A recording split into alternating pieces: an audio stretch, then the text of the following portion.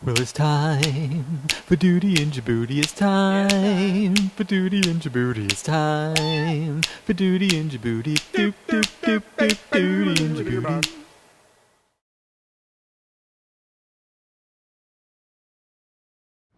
Hello and welcome to this week's edition of Duty in Djibouti. I'm Staff Sergeant Andrew Kea with Combined Joint Task Force Horn of Africa Public Affairs. Up first, Kenyans participate in a basic sea survival course with U.S. service members. Petty Officer Jeremy Brandt has more. Local Kenyans recently graduated from a basic sea survival train-the-trainer course. The program is facilitated by the U.S. Navy Maritime Civil Affairs Team 112, assigned to Combined Joint Task Force Horn of Africa to help strengthen the locals' knowledge for surviving at sea. Caleb Otina shares why he was happy to be a part of the course. That certificate also will support many youths to achieve jobs in different places. Yeah. I've decided to come also to join the team so that I can have the skill to save in case of any emergency.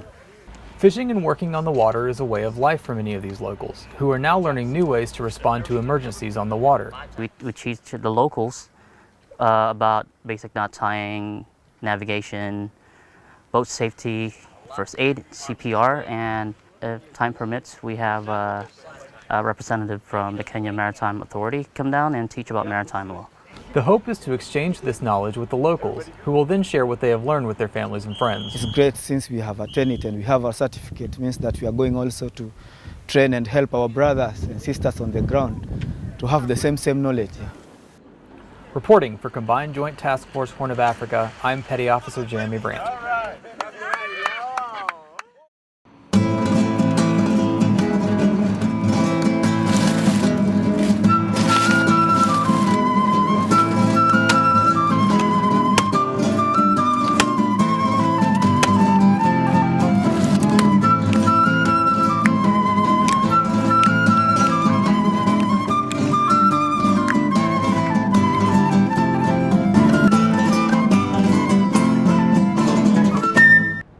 Up next, Kenyans celebrate World Environment Day with U.S. service members. Petty Officer Jeremy Brandt has more.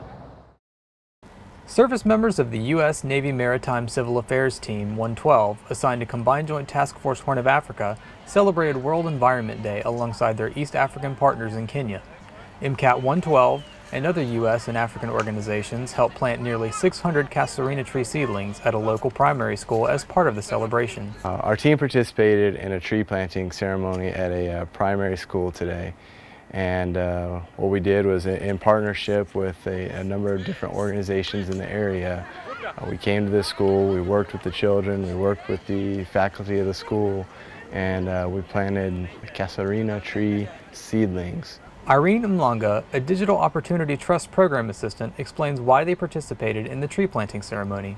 Today we were planting trees at the school to mark the World Environment Day, basically to educate the students and the teachers on the importance of the environment and how it can actually be harnessed into a green economy in the future.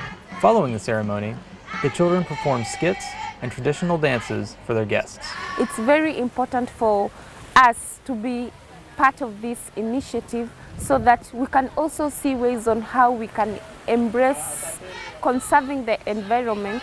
The casuarina trees grow straight, tall, and slender, and are able to be used in thatch work and construction. They can also serve as a renewable form of revenue for the school. It's humbling, it's exciting at the same time because you know and they know that you're doing something that's going to have potential future positive impacts on them particularly, and on the school and on the community. Reporting for Combined Joint Task Force Horn of Africa, I'm Petty Officer Jeremy Brandt. That's it for this week's edition of Duty in Djibouti. We'll see you next time. For Combined Joint Task Force Horn of Africa Public Affairs, I'm Staff Sergeant Andrew Kea. Derp, derp, derp, derp, derp, derp, derp, derp.